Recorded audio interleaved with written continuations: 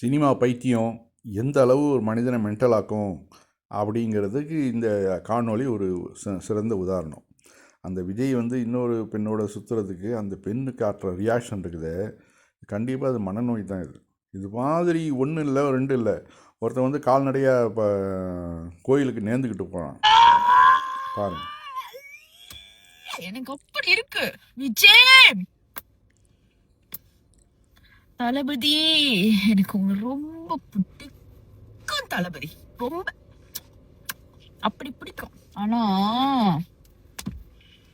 ஒரு கல்யாணத்துக்கு திருஷா கூட ஒரே மாதிரி சட்டை வேஷ்டி,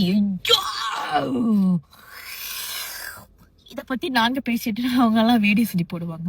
நானும் தளபதியும் வந்து நல்ல ஃப்ரெண்ட், ஆனா அவரும் வந்து நாங்க வந்து நல்ல இணைப்பறியாது நியூஸ் வெளியாகுது, பிரிச்சுட்டோம் அவரு தலைப்பு செய்யுது அப்படின்னு தலைப்பா போட்டு தலைப்பா வருது. மறுநாளே வந்து 2 பேரும் கல்யாணத்துக்கு ஒரே மாதிரி கலரு. அதுதான் எனக்கு ஆத்திரமே வருது. ஒரே மாதிரி ஏன் வேற கலர் இல்லையா? ஏன் கூட்டாளி கூட ஒன்னா போங்க, கூட்டாளி கூட கூட்டத்தோட போங்க. என்ன நட எரிவராஜி நிக்கா பாடியில உட்காந்துட்டான். எனக்கு கடுப்பா இருக்கலாம்.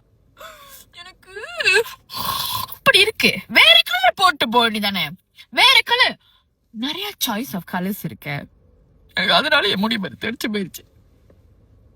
அப்படியாச்சு எனக்கு.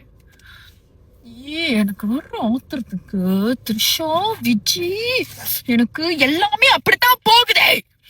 வர நடிகருங்க வர ரொம்ப லப்பியா போதுங்க.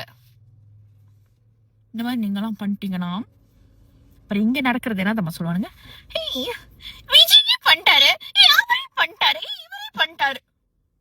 விஜய் எனக்கு உங்களை பிடிக்கும், ஆனா இது எனக்கு பண்ணது பிடிக்கல விஜய்.